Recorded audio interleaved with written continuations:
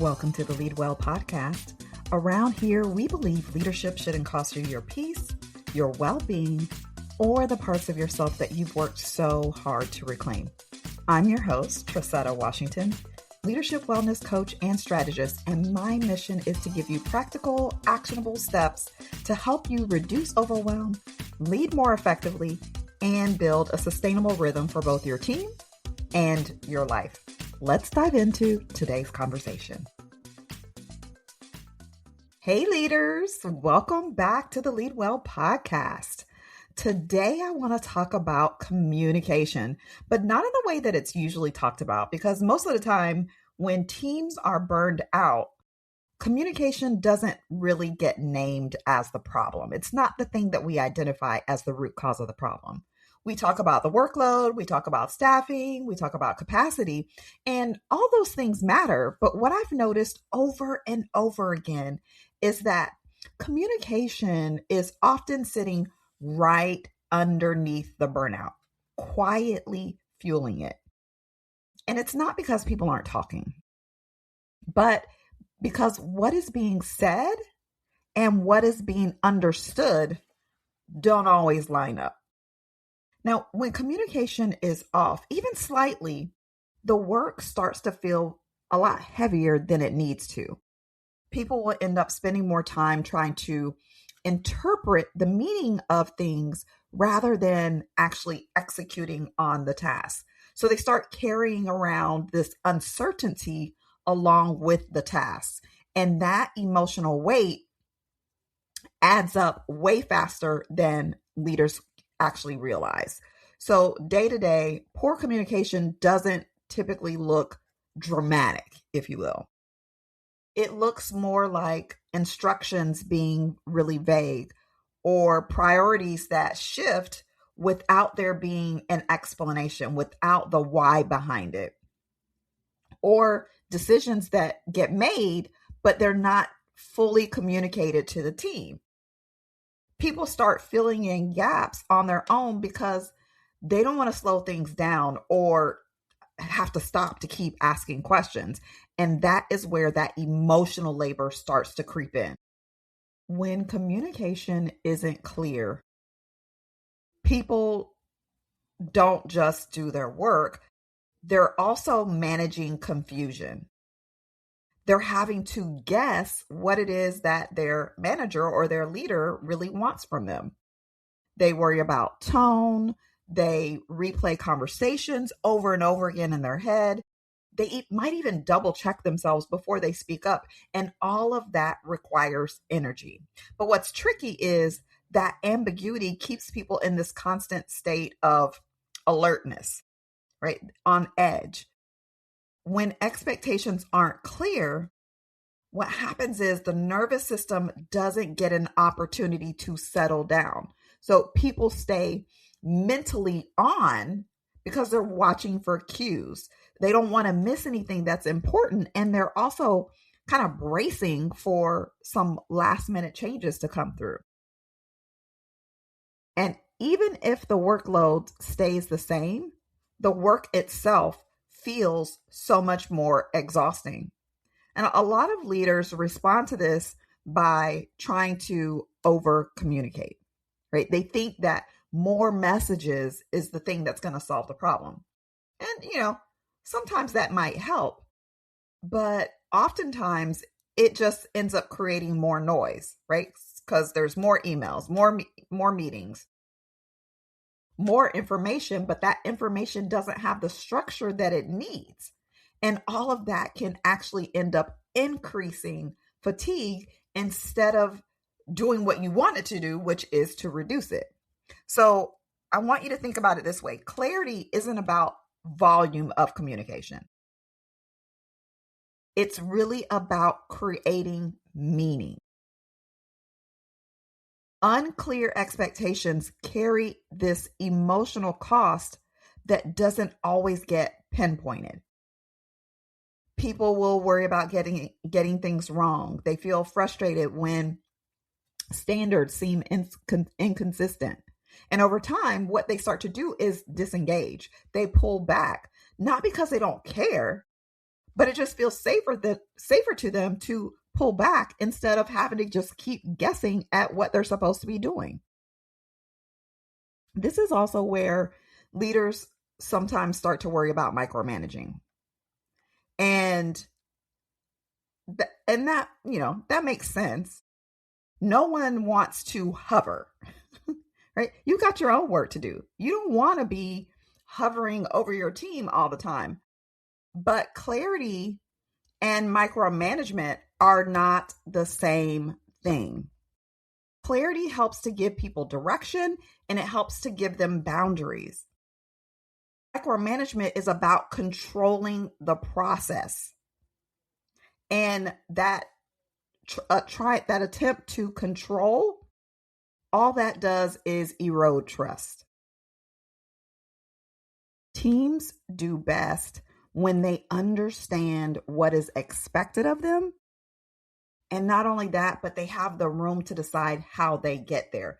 They have been empowered with the ownership and the accountability or responsibility for making the decision about how the process to getting to the end result. That's not being dictated to them. Now, there's some simple things that you can do as a leader to make a real difference here. One of the things is to be very clear about what the priorities are instead of assuming that they're obvious to the team. Set the priorities for them, especially when there could be an opportunity for there to be competing priorities. Your team needs to know which takes precedence over another if there is a clash. You also want to make sure that you close the loop after you make decisions. Don't leave people wondering or guessing or assuming that they know. Go back and ensure that that loop is closed. You also want to make sure that you're checking for understanding rather than just assuming people understand or assuming that there's alignment there. A few open-ended questions can help you to determine whether or not true understanding is there. Now, these aren't complicated things to do, right? They're not complicated. However, they're incredibly supportive when there has been a strain to the communication within your team. And I have to make this connection for you. Communication and trust are very deeply connected. Trust grows when communication is consistent and transparent, right? Communication has to be consistent and transparent in order for trust to grow or to build. And so when you as the leader are sharing the context around things, not just the end result, or you're providing the path, the why behind it, the pathway that got you from point A to point B, that is going to help to build that trust. Trust also grows when silence isn't used as a placeholder for clarity, or when teams feel like they're not being left to just figure it all out on their own. So here are a few signs that your team may be experiencing a bit of communication fatigue. Maybe they're asking the same questions about the same issues repeatedly. Or maybe you see a hesitation in them moving forward.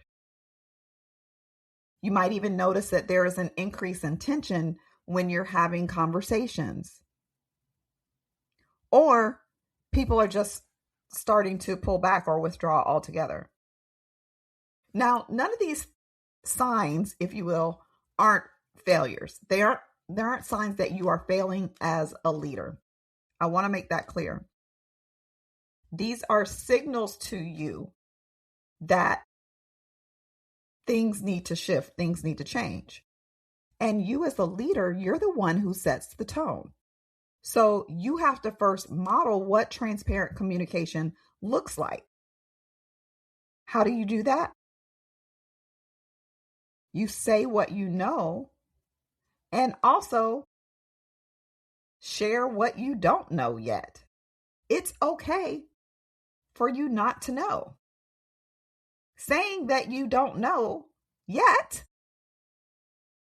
can be very powerful at building trust with your team.